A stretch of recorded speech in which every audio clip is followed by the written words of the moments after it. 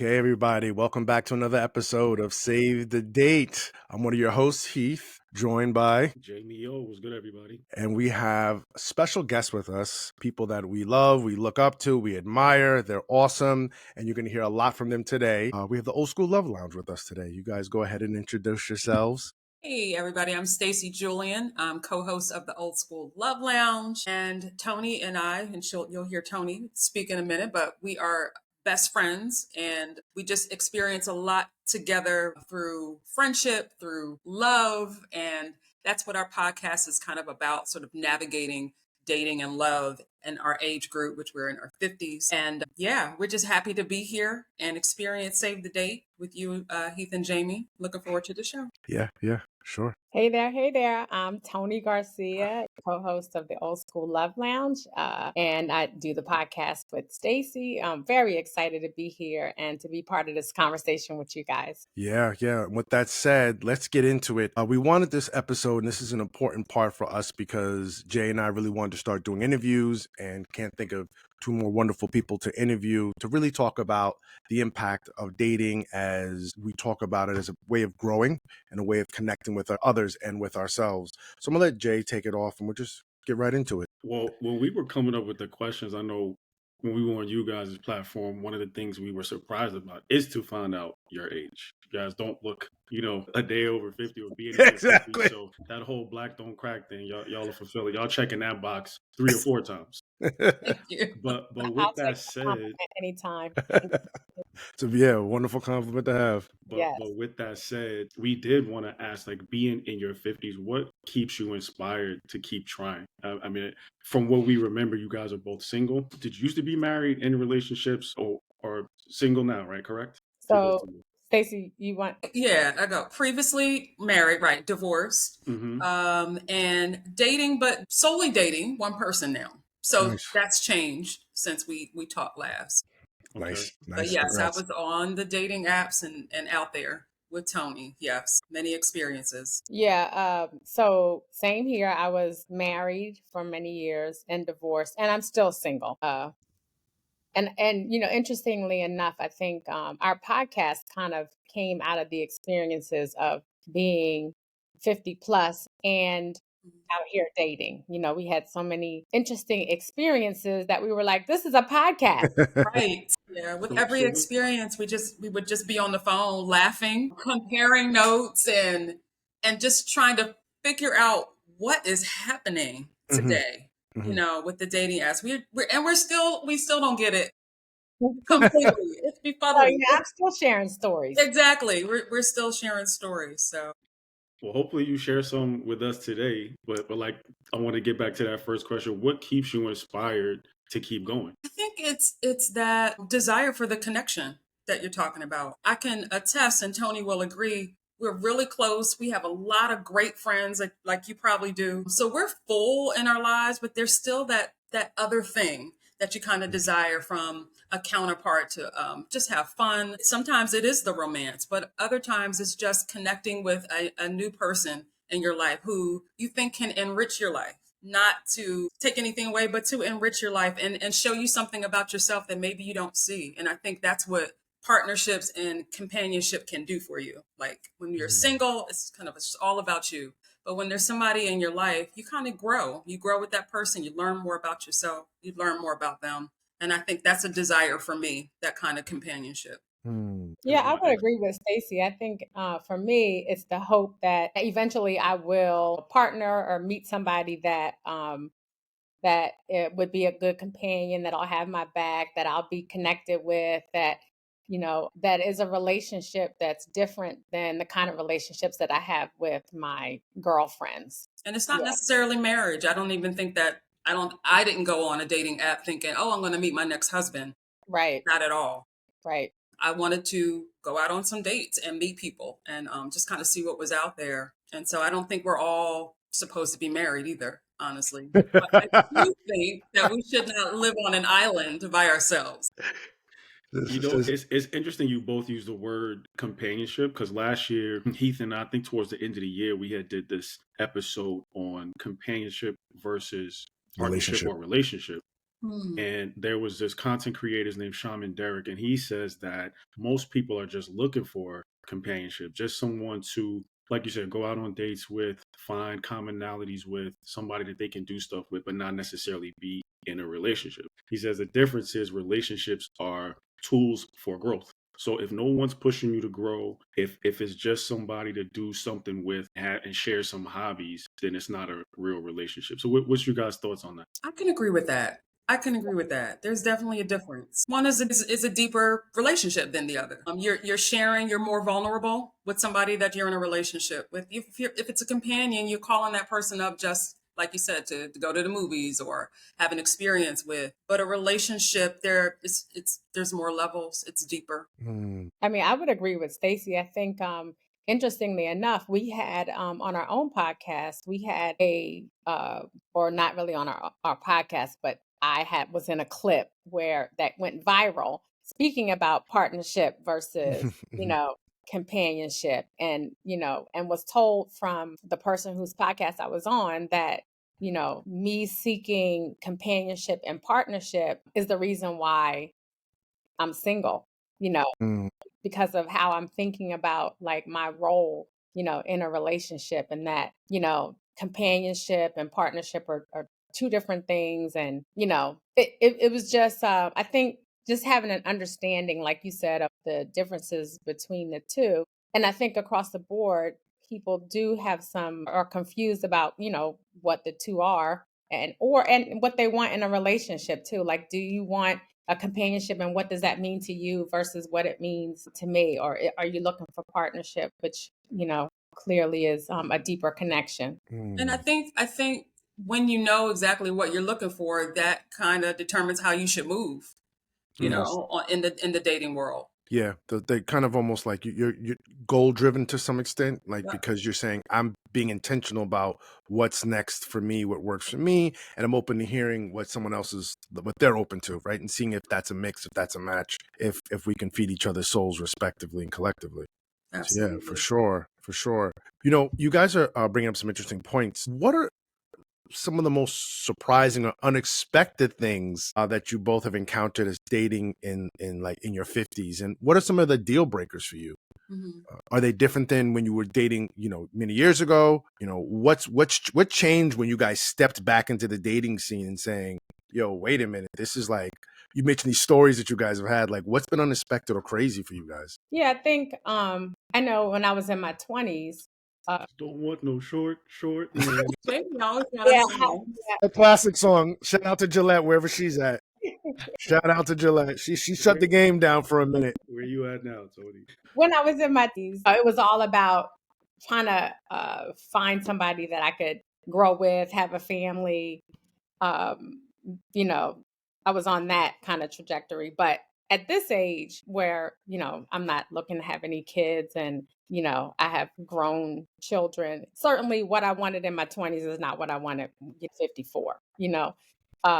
So I think, out here on the dating scene, I'm looking for, oddly enough, I was talking to Stacy, I'm sorry. And when we were talking about this question, it's funny that there is a lonely epidemic, Yeah. right? Oh, yeah. And one of the things that um, men seem to want is marriage. And when I was in my 20s, Mm. that was something that men weren't really looking to do. Said no. You Right. know, it, it, Throw up it the X sign and no. no, but and then in my 20s, that's what, I was looking to get married and have a child, but now, or children, and now that I'm older, I find that that's less important to me. What's more important is the connection, is the partnership, that sort of thing. But then on the other hand, when they're 50 and older, I think a lot of them, because there's a loneliness epidemic, they're looking to get married. And that was very surprising for me, right? Like when I Yes. first started this whole, after I got divorced and was, starting to date, I was very shocked by the number of men that I would meet that marriage was the top priority, the most Mhm. important thing. And I was really shocked by that. I don't know what I was expecting. I had been married for 20 some years, so I've been out of the game a little bit, but I definitely wasn't expecting that at this point, men in my age bracket are definitely looking to get married. In fact, I had one guy even tell me, if I'm not looking to get married, I need to let him know so he can move on. And I was like, damn. Y'all And know I how we actually feel. can only respect that. Yeah. Yeah.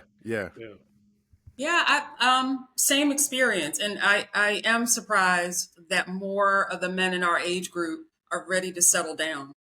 Mm. A lot of them are previously married, divorced, and wanting to do it all over again. Where I was kind of like Tony, like if I don't get married again, I'm okay, but I do want to find someone who I can, spend my time with and grow with and love. We're not trying to have children anymore. Actually, some of them out here want to have kids. That's another surprising thing that I found. They're okay with having kids. If they're with somebody who's young enough and can still have children, they're open to children too. But that also, there are men out here who still want to not just like, they want to take care of you. They want to still be that provider. When I feel like at our age group, a lot of us are established in our careers. We're taking care of ourselves. We don't necessarily need that provider, but they just want to come in and do it anyway. Yeah, I would agree. Like, Yeah. in addition to what Stacey's saying, like the surprising thing that I've noticed is that they still hold on to some very traditional values in 2024. Heath, are you surprised? Because I'm not. You're not surprised? No, I'm not surprised at all. Okay. I'm not. Heath, are you surprised? Yes and no. I'm not surprised because one of the phenomena that Jamie and I, about part of our stories that we met in church, and we would see these old men come into church, 50s and above, 55 and above, and just become super religious and on fire for the Lord and speaking in tongues, whatever you could say religious they're doing. But just like 5 to 7 years prior, they were out in the streets, in the club, going buck wild, menage a trois, different women every night. You think we talking to Biggie or Jay or something like that, the way they was talking about, their past stories or the way they gave it. And then 7 years later, they're in this kind of nesting mode, something that's not associated with men, right? You associate that with women, they get married or, they get pregnant, they're in nesting mode. And like these men are in this nesting mode, and it's not really being surfaced, I think, in mainstream literature or mainstream conversations, but you guys are talking about that from your respective, collective personal experiences. Hey man, these men want to nest. They're trying to say, oh no, if you ain't get married, then we can just, hey, doors that way, hey, I'll pay for the dinner, have a good life, take care, see you at the resurrection. And they'll just keep it moving from there. And so I'm not that surprised. To some of kind of the extent that you guys are saying it, I'm a little bit, but that phenomena I know has been there, because you'll see these men come in these churches and snag a wife and everything is just like night and day. Whereas I think older women or women who've been more experienced or worldly, for those who are listening, I'm doing air quotes, they may have to go through the gauntlet now. How much do you really want to be in a relationship if you were doing X, Y, and Z before here? Whereas these men just get like a black card. They come in, hit the store. It's like that old shopping show used to show, like back in the 80s, people just running through with the cart, just putting things in the cart. That's how they are, just getting these opportunities. So not too surprising. The other thing I think that, and this is a thing that Stacey and I talk about a lot, but this whole idea about when we're talking about roles, being submissive, which is another conversation that comes up a lot. That there's this expectation that you're gonna be submissive, which is kind of hard at this age too. Like, especially when, like in my case, I'm divorced and I'm single, and it's like, why do I need to do that? Like, at least try to make it make sense for me. I got 2 mansions, I got 2 yachts. Now, you want to submit or not? You want to go to the French Riviera or not, Tony? It's like, all right, well, now I got to think about it. Don't be like, I got a studio upstairs. All right, you know what? Take care, brother. Yeah, they want like the woman cooking and cleaning and then submission. And I'm like, at this age, I think we should be traveling. Like, why are we Right. Why are we doing this? Why do you want that? Yeah.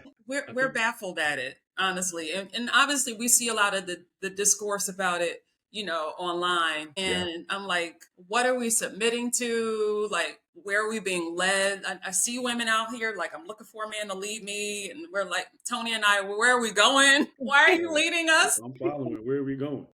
Fair enough. That's right. Fair enough. That's a fair question. So it's a challenge because if you're like us and you're used to doing everything on your own and you're capable, it's Mhm. hard to have a traditional man come in your life and want to take on all those responsibilities that you've been good with taking care of on your own. Like you kind of just want that companion, somebody to move through life with, not necessarily somebody to come in and take over. If that Yeah. makes sense. Yeah. Tell your Yeah. son when he comes in the house, take his Jordans off. I'm like, Right. what? Yeah. What? Like, yo, man, honestly, You're not you doing know, all that. yeah. And when you talk about like what did you do, when you were younger, or how has the Mhm. whole thing changed? It was like, to Stacey's point, when I was in my 20s, I did kind of, take on that, like, okay, I'm gonna, be submissive. I'm gonna follow this man, and but Did. She I did. did. I did. What, Tony? Yeah. But now, you fast forward 30 years and so much has changed. Yeah. And, it's not as attractive as an idea Mhm. that it once was thought to be. You know, you guys bring up submission and you both are right. It's just like creaming to the top online. That's like top of like, especially in the black dating space of submission. Has anyone ever in your dating world, in your current dating world, ever defined what submission means to them? Does that mean, hey, if you want to take a job in Florida and I say no, you don't do that job? Well, then how are we gonna pay the rent? So again, I have to say I was dating somebody that was a requirement. Needless to say, it didn't work out. But we had this whole discussion about what it meant to Yeah. submit. And what he said is, in order to make me sway to his side, he said all it is simply yielding. And so my question was, well, why don't you just use that word? Because submission has such a negative, Mm-hmm. you know, and negative energy around it. Like it's almost can seem oppressive. It's It's biblical, though, right? Doesn't it yeah, come from? You I think so? mean, this Y'all is can where you y'all can get. speak on that. It, yeah. I think one of the things when people say it's biblical is like based on what interpretation model? Like what interpretation are you talking about? And most people don't read ancient Hebrew or read the ancient Greek or the Greek that the Bible was initially translated into. So I get the hairs on the back of my neck stand up a little bit when people start quoting the Bible, because a lot of times they'll take a scripture, Jesus wept, and then they'll run off with that. So you should be crying right now with the fact that your son walked in here with those Jordans on my brand new carpet. It's like, nah, they just start using anything for everything. And so that's why I was curious, what has been the definition of submission? Because even yielding is yielding to what? If, we're together and I'm really handy and you're better at the budget, should you be yielding to my budget advice for how to manage the finances for the home? Well, then we're going to be living in a cardboard box. Mm-hmm. If I'm going to yield to your advice on how to be handy in the home, then everything's going to be breaking. But if I stay in my lane, you stay in your lane, and those lanes, ride together, we're going to go somewhere. And so I'm just always curious when people say submit to what? Because I've heard people say submit, but yo, brother, you're bad with money. You're lucky you married to her making, 300 grand a year. Just go ahead with that plan, homie, before someone else comes in and knows how to submit and enjoy the 300K a year that she's making. And yeah, I can say the same thing for some women too, but the reality is we toss these words around, and I wonder, just like you said, Tony, how much of this is really about connection versus oppression, versus control, versus I got the edge in the relationship. If that's how you're coming at me, no thank you. And that goes for anybody in any relationship. I don't want to feel like you got a sword of Damocles hanging over me, that you're ready to cut that wire any moment. I hesitate to not acquiesce or come over to your side on thinking or way of being as quickly as you want it to happen. Right. I mean, there is a biblical context, but most people get it wrong. You know what I mean? Like when you talk about what submission is in the biblical context, you would think of someone like Jesus, like Christ. I think of the Garden of Gethsemane when he's like, "Yo, I'm down for your plan, but if there's another way, let this cup pass for me, and I'll do it another way. I don't mind saving humanity, but I don't want to have to go to the cross. I'm perfect. I live my life this way." I think like Heath is saying, some people try to take that and use it to leverage control or power in the relationship, and that's never going to be a good outcome. For sure. It's not attractive to us anyway. Yeah. Maybe some women are attracted to that, but Yeah. Like you said, some of this. Got a real provider, like somebody who's a good leader, or like Heath is talking about, is expressing to you what submission looks like. If they're laying that out for you, it may be an easier path. But again, that can't be ensconced or couched in control. Yeah. Control can't be a part of that equation. Oppression can't be a part of that. Yeah. I mean, and I just think sometimes people use that stuff just to go off on people. You're right. It's my responsibility to cook, but I had a long work day. I'm tired. Can we order Chinese? And see, this is what I'm talking about. You don't want to submit and just cook. It's like, yo, I'm tired. And I just think sometimes people make demands of people and like they're not doing the work. Mhm. They're not, whatever your spouse is doing, you're not doing that work. So you think you can make these demands. But if you were to walk a mile in their shoes, you'd maybe see, oh, this actually is tiring work, trying to put the kids to bed, trying to cook, trying to clean, or trying to go to work and home and cook and clean and maybe fix the pipes in the house. It's just like a mutual respect thing that is just missing in the conversation. Mhm. It's crazy to me. We seem like we're more interested in robots and things than we are in each other. Yeah, I agree. And speaking of agree, I've heard submission described as being agreeable, like agreeable and not combative, but yeah, I've heard agreeable. Which is interesting because I feel like you can combat someone's thought or idea and still be agreeable. Like agreeable to me can be an outcome, Mhm. while combat is part of the process to get there. Yeah. So I don't think if someone's telling you you're combative, to me that's controlling language. They're trying to make you feel bad for having thoughts and Mhm. autonomy of how you move. Like, Yeah. how Yeah. dare you? Exactly. The goal. Yeah. Exactly. So it's like a little, that's why I was very interested in how you guys are experiencing that now, and totally understandable for both of you, where you both are coming from, saying, hey, you know what? I don't need the drama. Don't need it. Don't want it. And Okay. no, thank you. Yeah, no, thank you, sir. I was talking to Stacy about a situation where I wouldn't really call it dating, but getting to know somebody. And when he made a comment about a man's role, like, what happens if, somebody breaks in your house, who's gonna, that same common conversation about like who's gonna protect it and all that. And so I basically, was saying that, I don't necessarily agree with that whole idea that the man is supposed to be the provider, the protector, and once I said that, unmatched with me on the dating. So then I had a conversation with Stacy. Like, I feel like this is tough because on the one hand, I feel like as I'm out here dating, I need to be true about how I feel. But then on the other hand, maybe I should just not say anything, about it. It's definitely tough when you're trying to date and your ideas about the role of the woman and the man is not what most men Yeah. ideally like to hear. Yeah. So I do find that a little bit challenging at this age, whether I should even bring that up. And that's what I was telling Stacy, like, well, what do you think? Should I keep my mouth closed about it? But then in some respects, you feel like you're not, really revealing who you truly are. Yes. I think that kind of probably segues into, I think we were going to talk about social media. And I think social media has done that. I think if we weren't having all these discussions on various podcasts and on social media and threads and all those things, I don't know that we would be thinking so hard about feminine energy and masculine energy and roles and putting each other into these gender boxes the way we are now. Yeah, I agree. It's top of mind now when you're dating somebody because you want to know what side of the fence they're on, Right. Are they a Andrew Tate? Yeah, Kevin exactly. Samuels guy? Like you need to know who you're dealing with. Yeah. May he rest in peace. For real. Uncle For Kev. sure. My God. All right.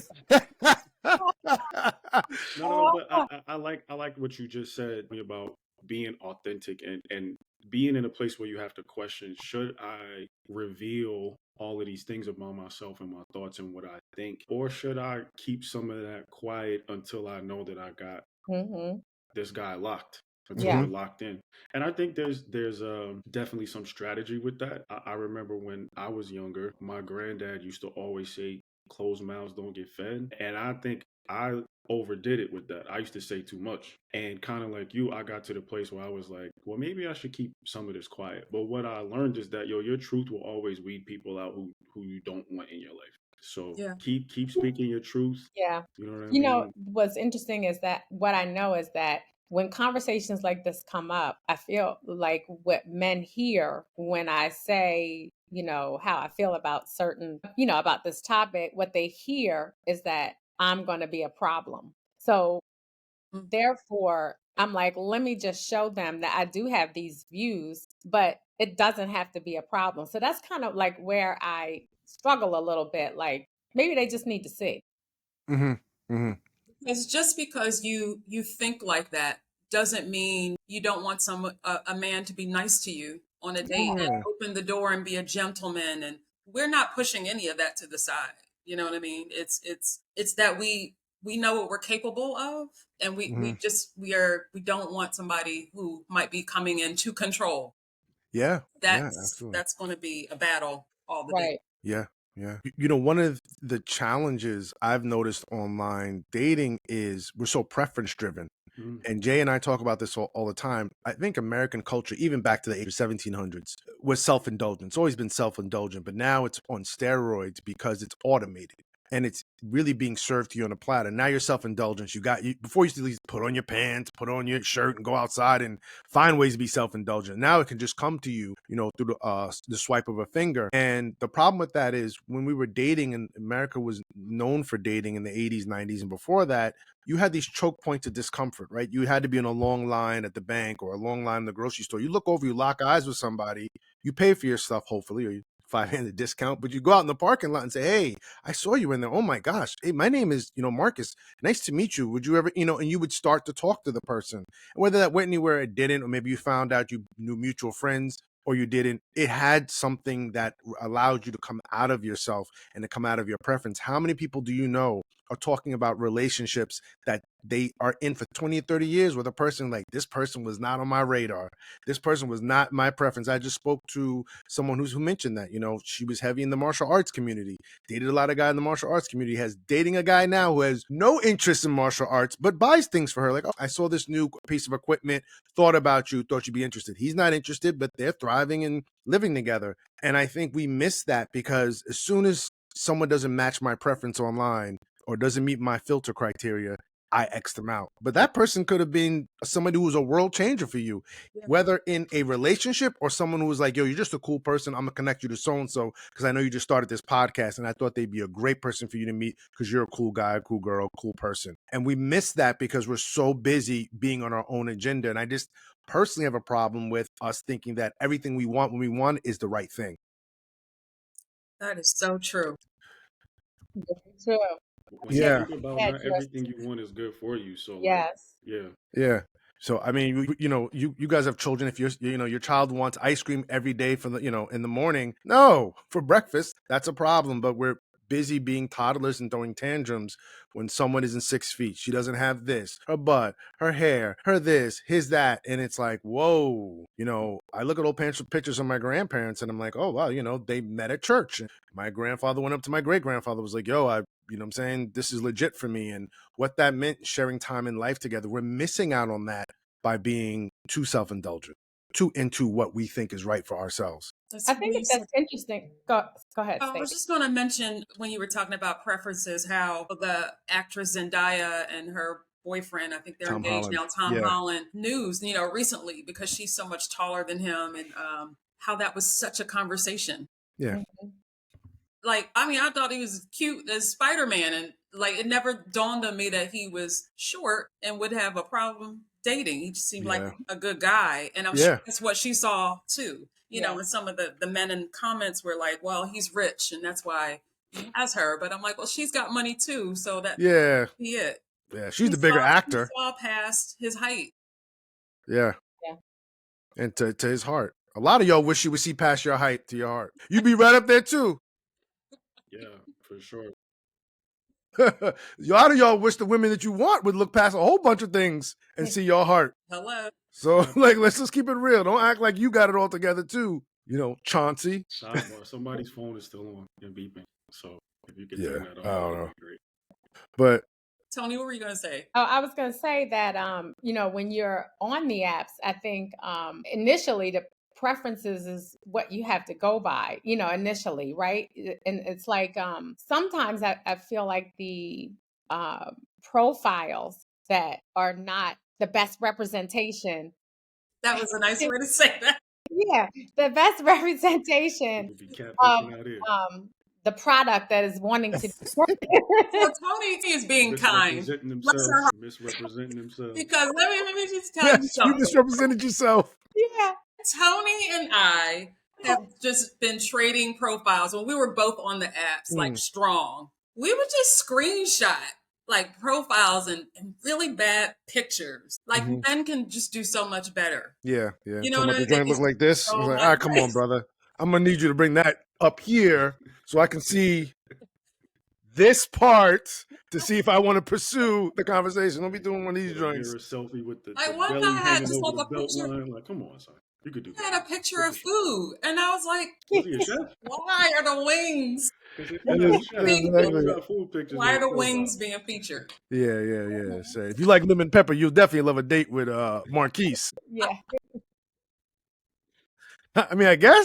Hell no. Speaking Yeah. of which, They're pretty bad. They were pretty bad. speaking of which, what have you guys been on any like good dates lately? Past couple of months, and what is a good date for you guys? That's a great question. So it's funny you asked that. So I went on a good date. I did, and you know what? The first thing was that he planned everything. So that was like, wow. And then the second thing, and I told Stacy this was a first.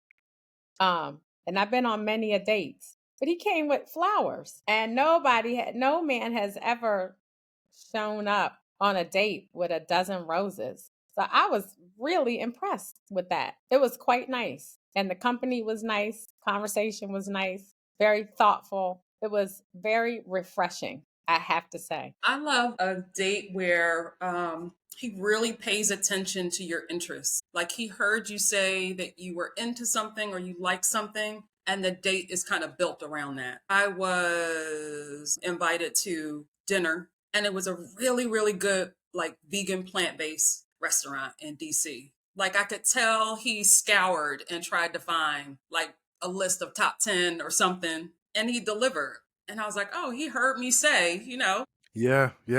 this is my eating style. So, and he catered to that. And that just so thoughtfulness means a lot. Yeah. Like paying attention to the details. It doesn't have to be expensive date at the 5-star restaurant. It doesn't have to be that at all. Yeah, I think it's definitely the little things that they pay attention to that you say. Yeah. Mm-hmm. That's going to be the Thoughtfulness. last question we ask y'all if y'all got any dating advice for men. But I just want to tell all our listeners and people who are viewing right now, thoughtfulness. Yeah. The ladies are telling us, fellas, thoughtfulness. Be listening. And we talk about listening all the time. Like this just confirms what we talk about. All listening and being thoughtful.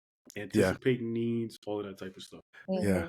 Yeah. Listening's a big thing for Jay and I because of how powerful it is to really help you communicate to someone that they matter, that they feel seen and heard, and that their presence is an investment to you, right? So, we don't get time back. Yeah. Once it's gone, it's gone. And when someone shows you, listen, that time you took to invest yourself into me was time, it was a smart decision. And you do that by showing, I think what you just said, thoughtfulness, to show that, hey, man, you said this on this date, or you said this about this. Here's how I followed up. Kudos to both those brothers for doing their best to show you guys that you're valued and that they earnestly wanted to spend that time with you. Mhm.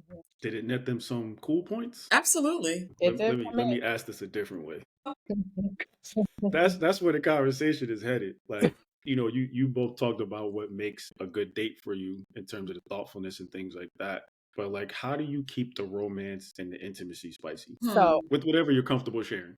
I can easily answer this question. So over here, there's no romance and spiciness. So I'm a defer to Stacy. I think it's being consistent. It's doing some surprising things every once and again. Everything doesn't have to be a well thought out planned date. It could be just dropping by to bring you flowers or something, or just I think continuing to listen to each other helps. Finding those small moments to communicate and just really get to know each other, continue to get to know each other. Because I'm assuming we're just talking about the dating phase, we're not in a full-blown relationship. Yeah, I think We could the listening part. because dating can be part of a long-term, Mhm. long relationship. So yeah, however you want to answer that, yeah. Yeah. I mean, I think you nailed it, Stace, right? Yeah. Yeah, I'm trying to think about my own experiences. I do think once you learn a person, you know what turns them on, how you engage with them, and just, you know, what makes them attractive to you. Those things will, I think you can use those things to just get close to them with each date. I think you should be consistent, listen, continue communicating with each other. Yeah, I think that's what works for me. Just knowing that somebody understands me and knows what I like, always has that top of mind. Me and Tony in the same boat. I There's got nothing. no spice, I no mean, I got nothing. herbs, no seasoning, nothing. I got nothing. I'm listening intently, Stacy. I mean, sometimes it's a phone call. It's a phone call. It's a text. It's hello, gorgeous. You know, in the morning. Good morning, gorgeous. Good morning. Yeah. Right. It's Now let me ask you, Tony, yeah. is this a long-term commitment to abstinence, or is it just because you don't have anybody in your life? Oh, yeah, no, I'm not abstinent. I mean, Well, that's what we were so asking about. no, wait a minute. No, that came out wrong. I'm not choosing to be abstinent. It's kind of choosing me, right? I'm not. There's no action over here. Okay, nothing's going on over here. But no, I'm abstinent because I don't have anybody. Yeah, I would like to be getting some action, but Yeah. Me too, fam. Me too. My heart goes out to you. I mean, it ain't like it's happening all the time over here. I mean, what Tony has an adult child. I have a 13-year-old. And so that makes it more challenging for me. yeah, You know what I mean? I ain't hanging out all night. I'm not spending nights out ever, almost never. You know what I mean? yeah. But yeah, when it happens, I appreciate it. Does that Lord mean knows. does that mean you have to be more intentional about making it happen? I do. Okay.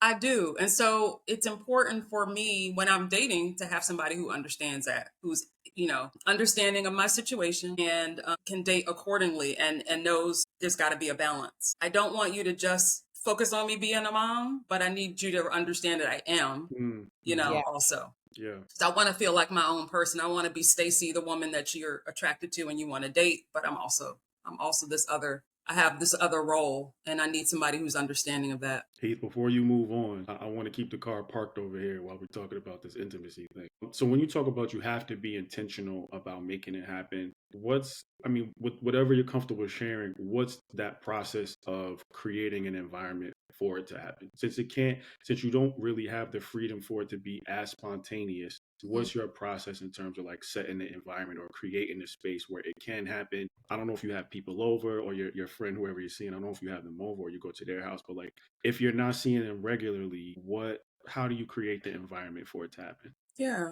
Thinking ahead when I know that I'll have time, when I know that maybe my son will be spending a weekend with his grandparents or something, thinking ahead to times that I know that I'll be free. And it may not even be a weekend, but maybe it's an evening where I know, I mean, my son's 13, he can, you know, spend a couple hours by himself. If he's in the area, you know, it's let's grab lunch or let's grab dinner real quick or let's have a quickie. Yeah, if you show up with flowers, you might get a little bathroom you action said at that. this restaurant.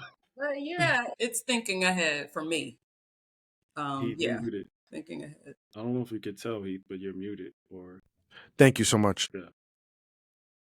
In thinking about this idea of intimacy and longevity and finding time and the evolution, can you just speak a little bit more about how your sense of intimacy has evolved? You talked a little bit before about when Tony talked about, you know, I was willing to submit when I was in my 20s. I was a different game. When I was playing basketball, now we playing baseball. Don't come in here with the ball talking about, you know, where's the hoop? Yeah, you in the wrong game, homie. We ain't doing that no more. We playing baseball over here.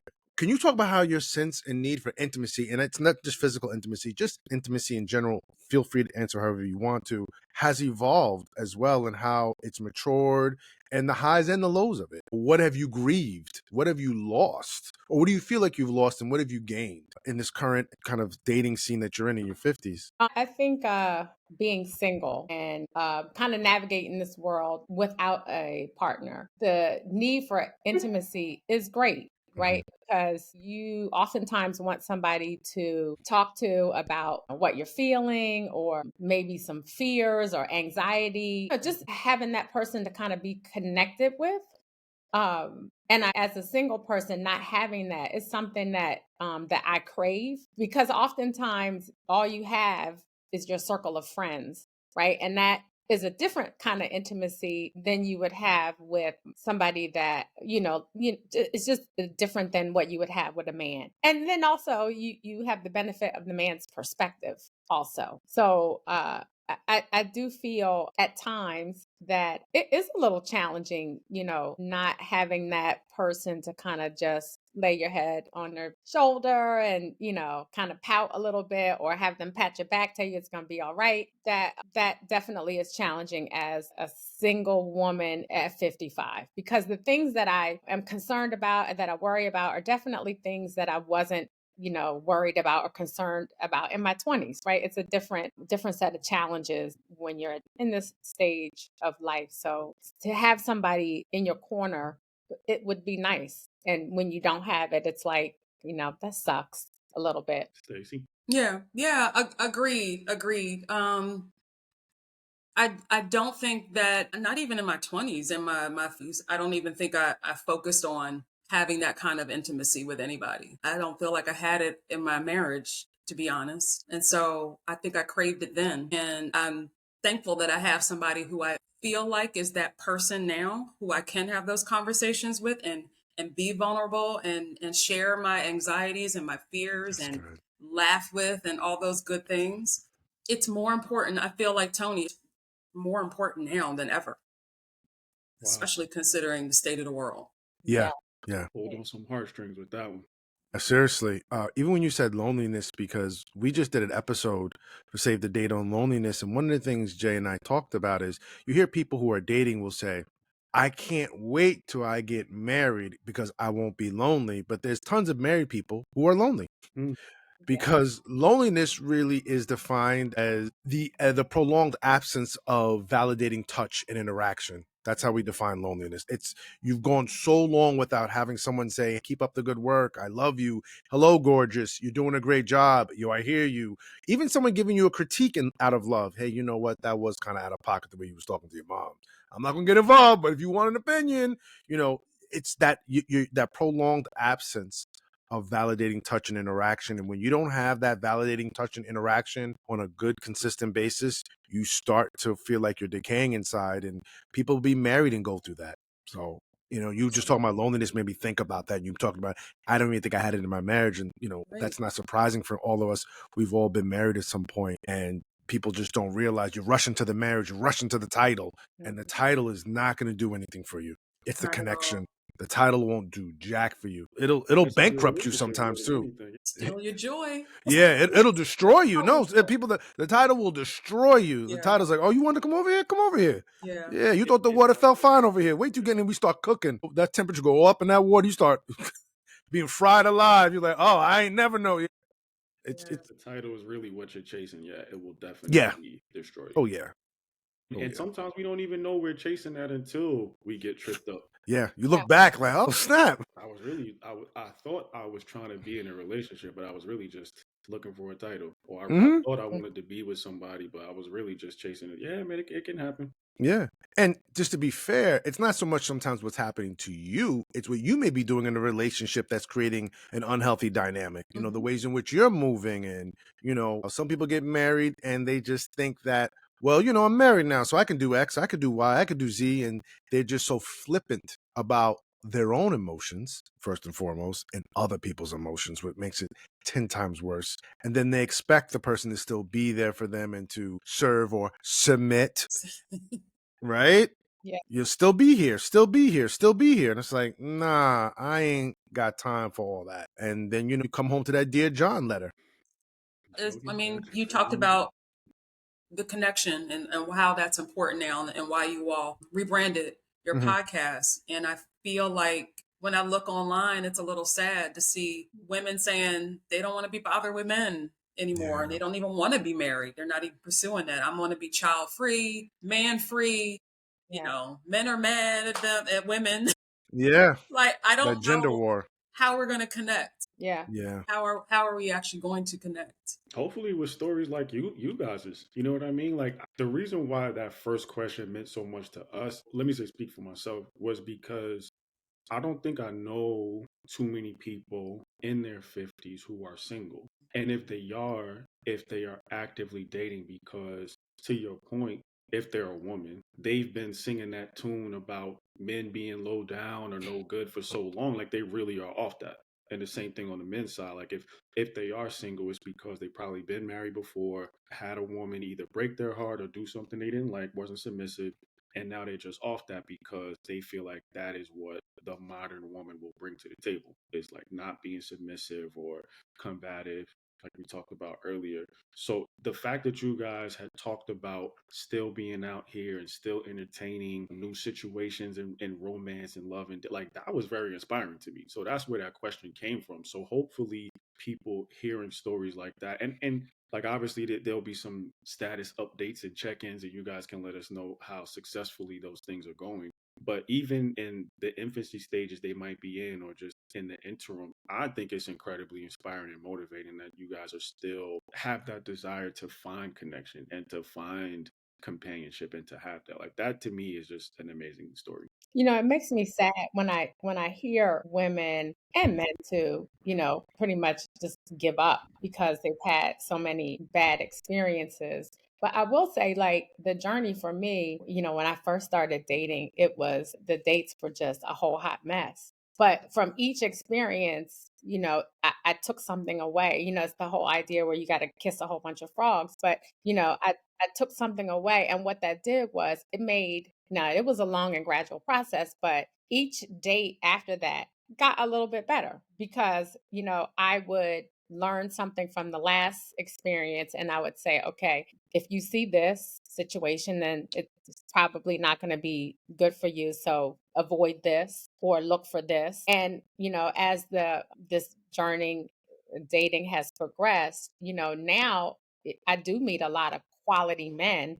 And it's not even that, they're all quality, treat me nice and respectful and blah, blah, all that. But now it's about like other things like, are we compatible?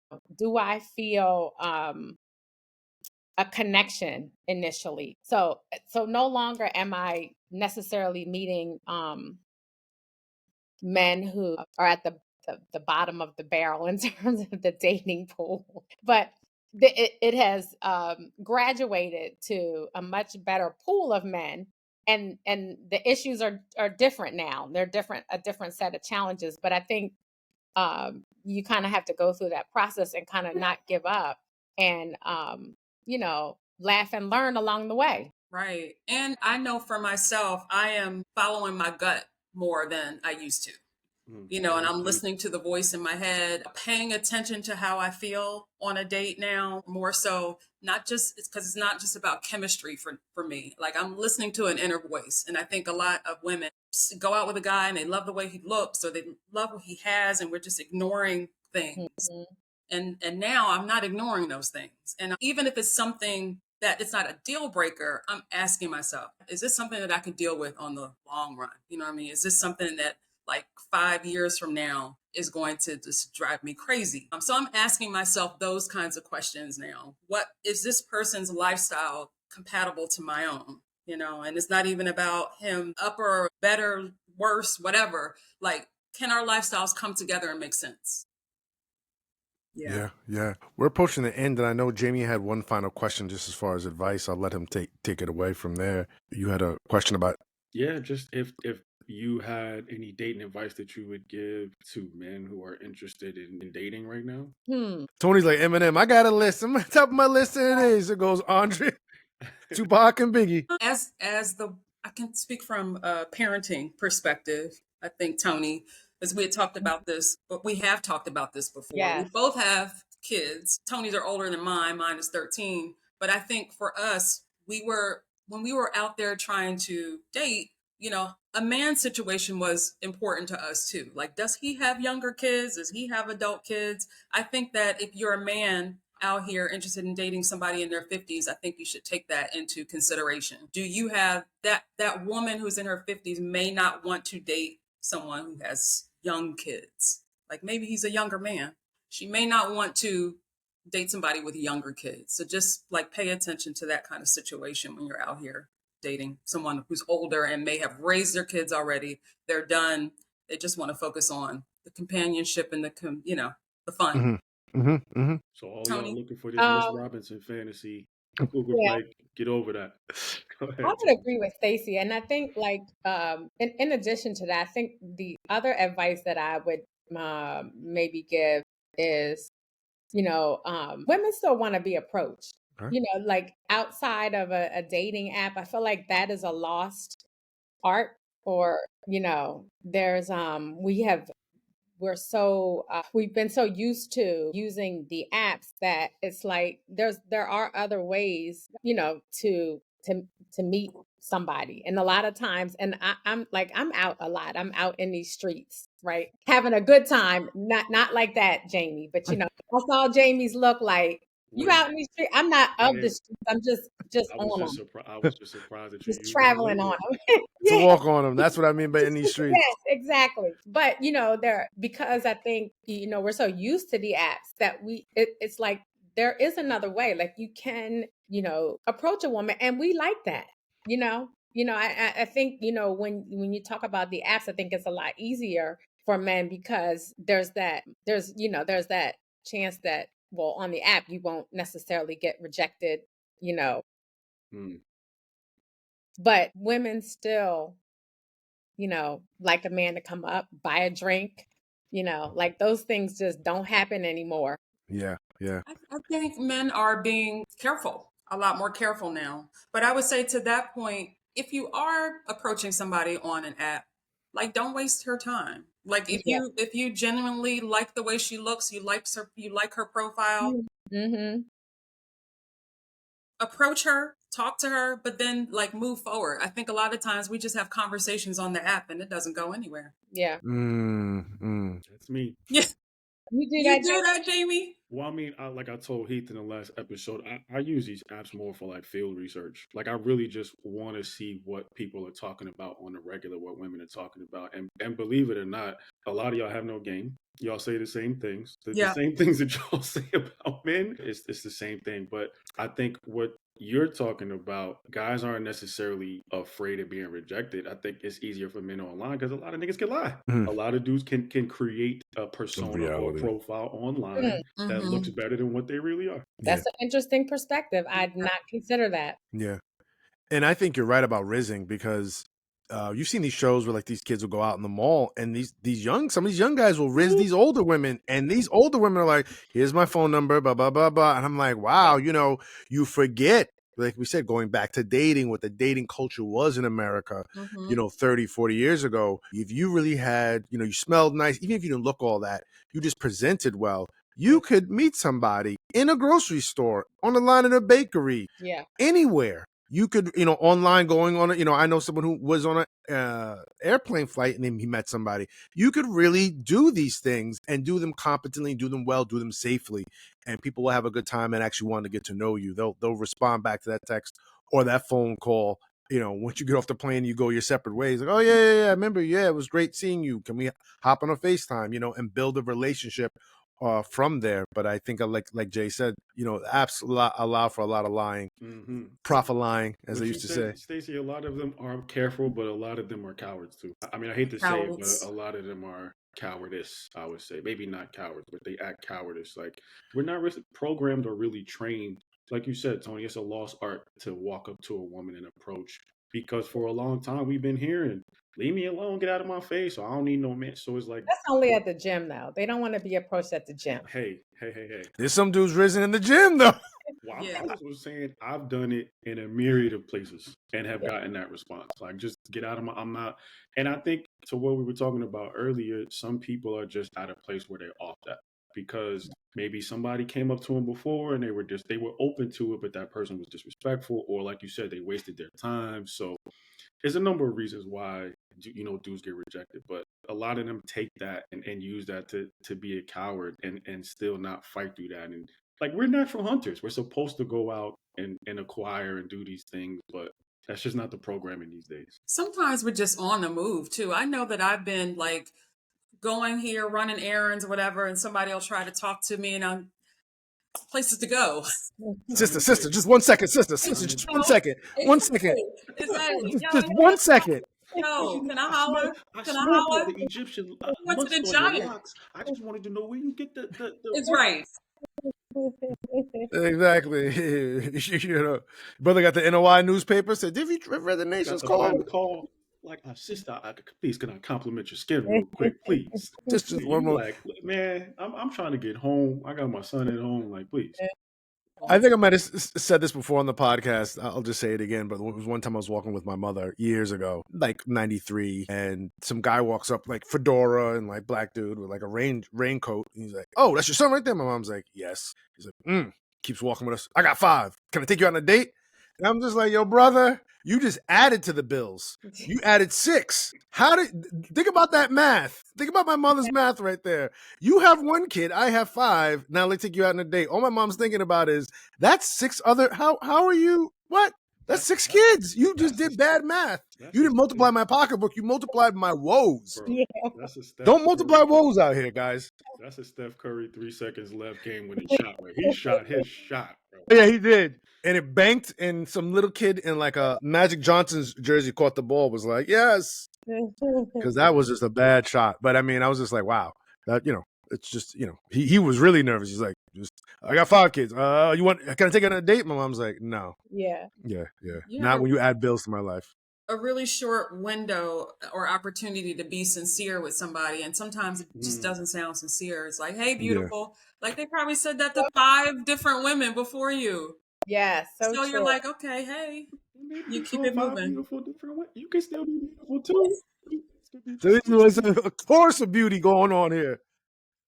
Is the baritone more important than the alto? Come on, guys. We just, I get it. I get it. Guys. An original, Yeah, you got to do something. I mean, do some. They will say some nifty things. I mean, I saw one lady. It was a guy who was rizzing in Japan. He was like, one girl was like, some guy just started a conversation off the back of my knee, like I guess the crease in your knee, and just and some guys will find that they'll use anything. That dress matches with your shoes, but the accent on your shoes really bring out your eyes. Okay, that's a little different. That'll be like, all right, wait a minute. Now you're commenting on something that isn't about beauty, maybe about my style, my ability to kind of present myself well, and that'll get you in more. Yeah. As opposed to, sister, that Egyptian musk. There's a guy. I got a friend down in Egypt. All right, listen, I gotta go. 125th Street. I could get you to like, come on. I can get you to Cairo, Egypt. No, Cairo, New York. No, you know what, brother? And on that note, Yeah. On that note, be blessed, brother. Beloved, Love it. Yes, love that one. Beloved, can I? No, don't. This ain't the Bible. Just keep it. It's ancient Israel. I think the more creative come-ons or whatever are definitely they go a long way. You know what I mean? give us a creative line you've heard. Well, you know what? I had a guy DM me one time and he said, I want you to just steal my soul. And I thought that was funny. It's scary. But I mean, it is a little step, but it was creative, right? Yeah, I mean, it was different. You can come with the, and I was like, I mean, it didn't go anywhere, but I laughed. And I was like, creative. You know, you swiped right. You swiped. He X'd myself. That was funny. That was a good try. Wait, did you know? No. He just slid in your DMs. He wasn't on some girl. You like? It was on the app. I'm sorry. Okay.